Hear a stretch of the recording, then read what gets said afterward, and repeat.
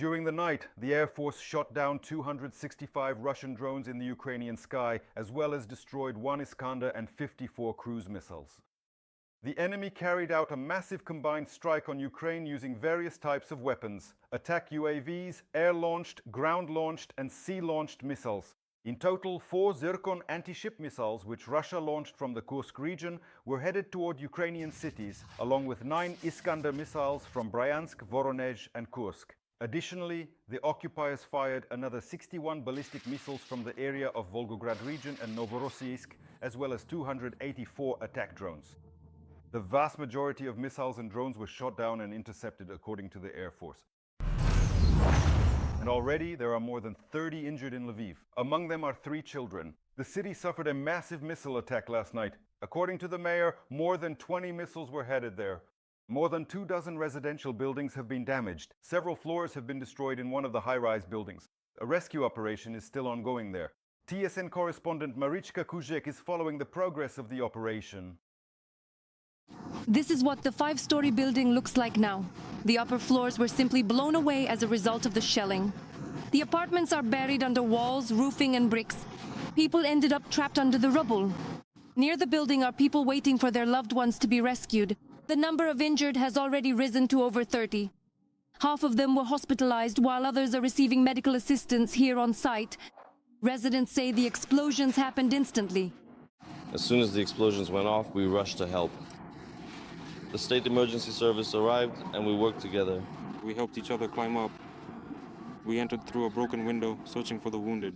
If there are no wounded, well, that's over there on the 5th floor. We pulled 2 people out from there, a boy and the father.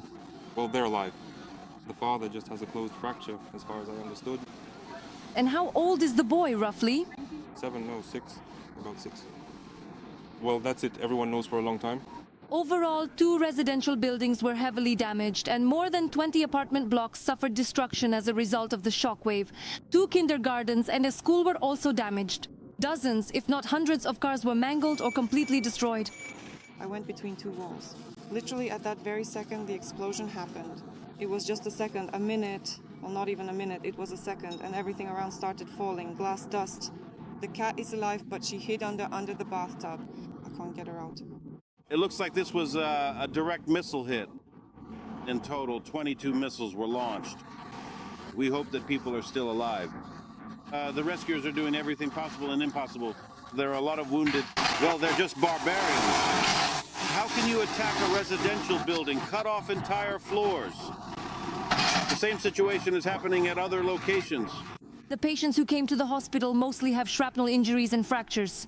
They are in moderate condition, and 2 people are considered missing. They are still being searched for. Marichka Kuzek, Andriy Popovich, Lviv, TSN, 1+1. And 5 more people, including children, may still be trapped under the rubble of their homes in the village of Radushne. This is a suburb of Kryvyi Rih. At night, the Russians struck there with a ballistic missile.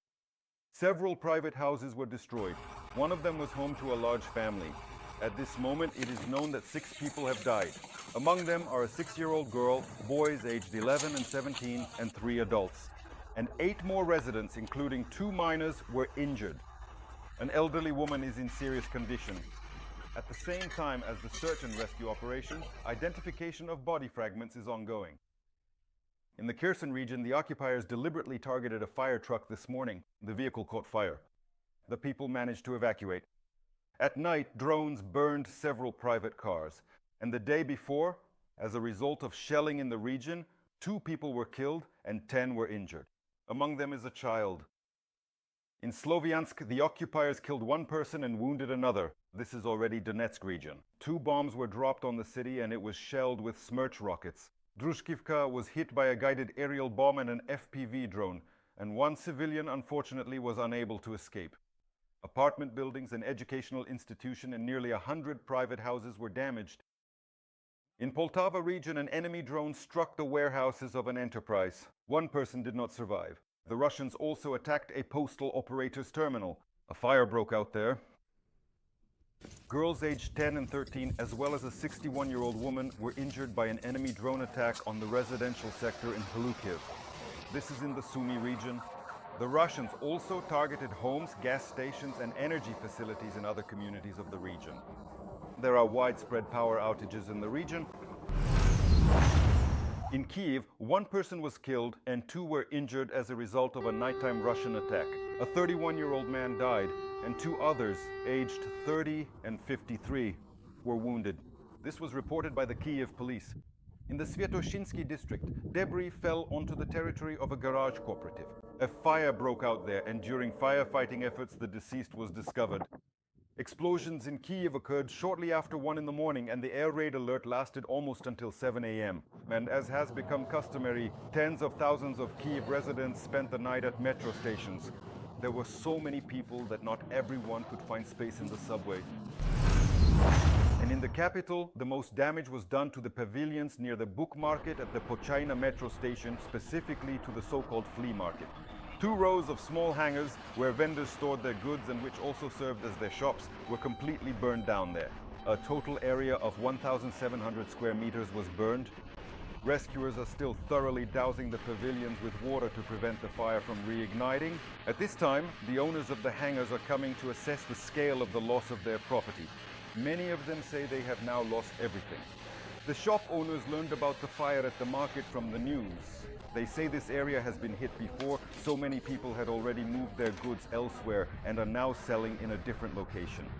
As for the book market, well known to all Kyiv residents, it was not affected. Rescuers, police, and forensic experts are still working at the scene. The latter are collecting missile fragments as evidence of yet another Russian crime. We had a warehouse here. There was various furniture here, as well as our metal.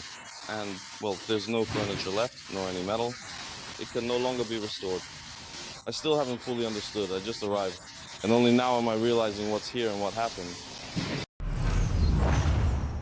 Donald Tusk is convening a meeting due to a Russian missile entering the country's airspace last night. On social network X, Tusk reported that he had convened a coordination group with the participation of the Minister of Defense and relevant services, who have already been working at the scene for many hours and are systematically providing information about all the circumstances of the incident.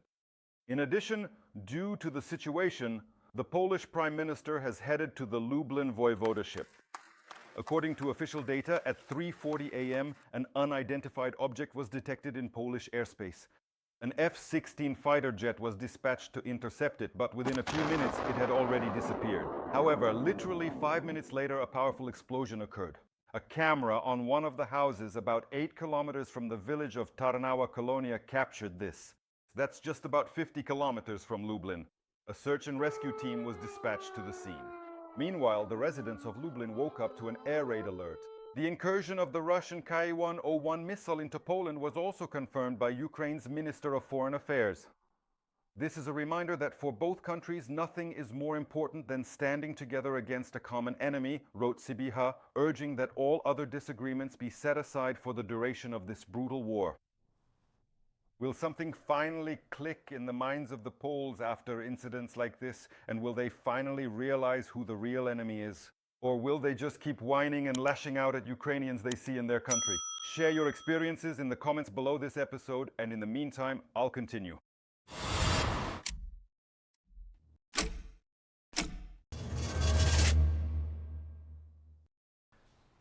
An emergency situation in the Russian port of Taman. It's on fire. It's just across the Kerch Strait from temporarily occupied Crimea. The enemy uses this port to supply resources and fuel to Russian army units and the Black Sea Fleet, and it also remains an important point for the export of Russian energy resources. The income from it goes to Russia's military needs. That's the kind of view you get in the mornings. Well, but at least there is absolutely and completely no one here. Not a single soul in sight. Yeah, it's really burning. It's burning so brightly.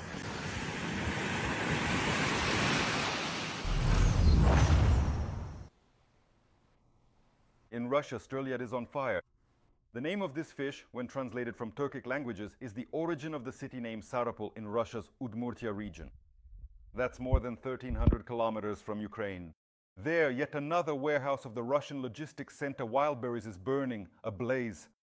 Today, Ukrainian Luti drones paid a visit there. The warehouse in Sarapul covers 75,000 square meters, and what's more, this place was already hit just 3 days ago. Last night, the logistics center in Penza, Russia was also on fire, one of the key distribution hubs serving the Volga Federal District of the terrorist state.